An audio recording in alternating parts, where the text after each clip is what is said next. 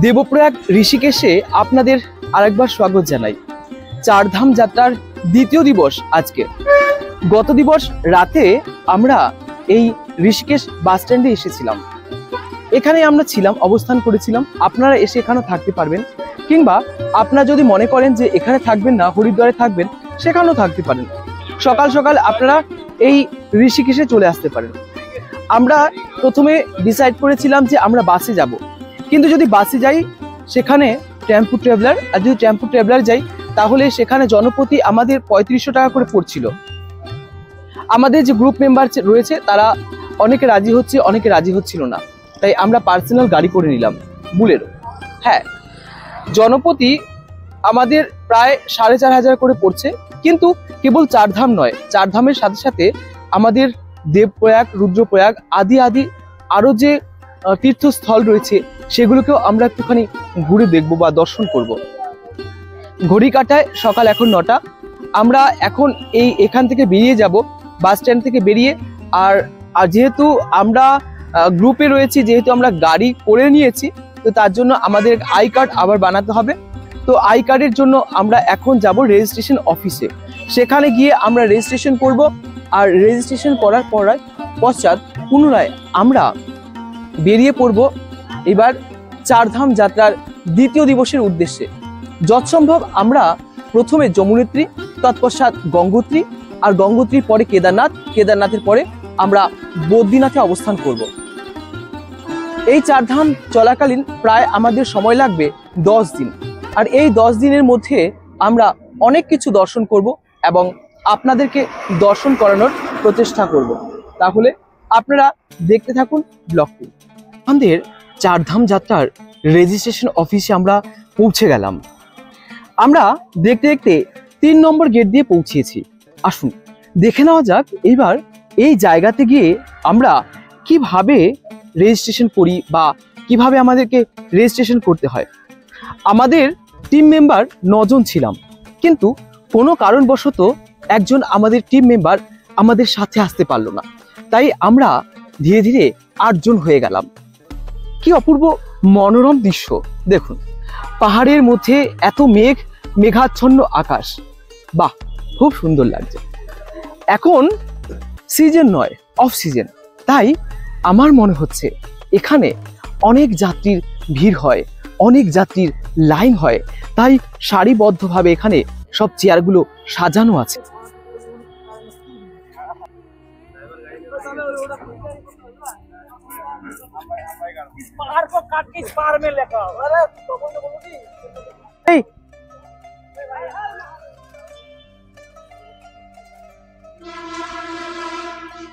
পৌঁছে গেলাম registration office, যাত্রা পঞ্জীকরণ কার্যালয় ক্যাম্প। চারধাম যাত্রা একদম কোনো ফ্রি, কোনো টাকা পয়সার প্রয়োজন নেই। এখন সম্পূর্ণ খালি রয়েছেন অনেকগুলো কাউন্টার, পাশে ঘন পাহাড়। জাস্ট আমাদের 2 মিনিট সময় লাগলো, 2 মিনিটের মধ্যে আমাদের রেজিস্ট্রেশন পঞ্জীকরণ হয়ে গেল চারধাম যাত্রার। চারধাম যাত্রার জন্য আমরা ঠিক এইরকম একটি QR কোড, আমাদের একটি কার্ড মিলল, আর যেই কার্ডের সাহায্যে আমরা কিন্তু এখানে আমাদের পঞ্জীকরণ বা রেজিস্ট্রেশন কমপ্লিট হলো।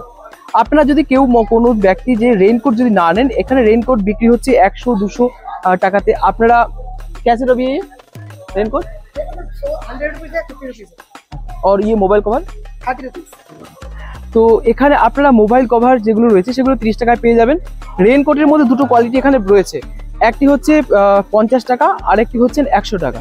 এইভাবে আমাদের যারা রয়েছেন ভক্তরা বা আমাদের টিম মেম্বার যারা রয়েছে তারা কিন্তু রেজিস্ট্রেশন করাচ্ছে। ভগবান কি। আচ্ছা, আমরা এখন কিন্তু বেরিয়ে পড়লাম আমাদের কেদারনাথ যাত্রার দ্বিতীয় পর্বে। আমরা আগের ব্লগেই দেখেছেন আপনারা যে আমরা ঋষিকেশ থেকে বেরিয়ে আর আমরা রেজিস্ট্রেশন করেছি, আর রেজিস্ট্রেশন করে আমাদের ড্রাইভার সাহেবকে নিয়ে হরিদ্বার।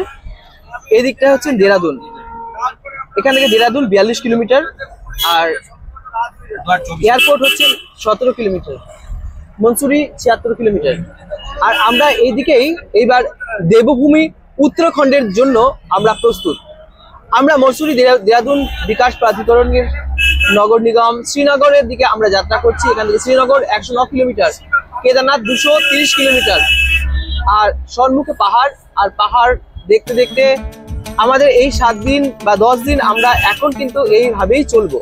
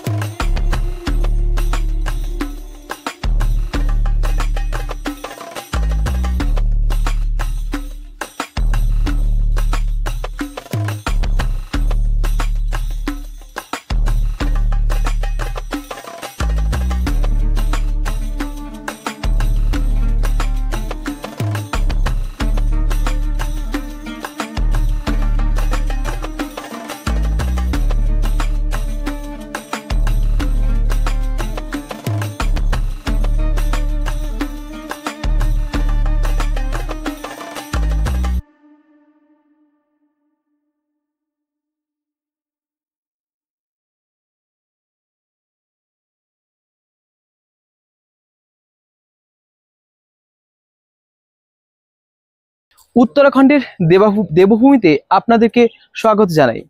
আর আমরা এখন যে স্থানে রয়েছি সেই স্থানটি হচ্ছে এমন একটি জায়গা যা কিনা এত সুন্দর মনোরম দৃশ্য। আমাদেরকে যেতে হবে আজ যমুনোত্রীতে, কিন্তু যমুনোত্রীতে আমরা কিন্তু যেতে পারবো না। আমাদের ডান দিকে রয়ে যাবে উত্তরকাশী। উত্তরকাশীও যাচ্ছি না আমরা উত্তরকাশী থেকে আমরা বাঁদিকে মুড়ে যাব, আর সেখানে সর্বপ্রথম আমাদের ধরাসু ব্যান্ড আসবে। আর ধরাসু ব্যান্ড থেকে আরো এগিয়ে গিয়ে দেখি আমরা কতদূর পৌঁছাতে পারি। তার কারণ আমরা যে কজন ভক্তরা রয়েছি, টিম মেম্বার, তাদের মধ্যে কয়েকজনের শরীর খুব অসুস্থ হয়ে পড়েছে। তাই আমরা যতদূর সম্ভব শরীরকে বাঁচিয়ে আমাদেরকে যাত্রাকে এগিয়ে নিয়ে যেতে হবে। আমরা চারিদিকে পাহাড় পর্বতের মাঝে ঘেরা একটি এখানে রেস্টুরেন্ট ধাবাতে দাঁড়ানো হয়েছিল। আমরা জল, কোল্ড ড্রিঙ্কস, বিস্কিট আদি নিয়ে আমরা কিন্তু আবার উঠছি। এবার আমাদের গন্তব্যস্থল এখন ধরাসু ব্যান্ড। আসুন দেখে নেওয়া যাক।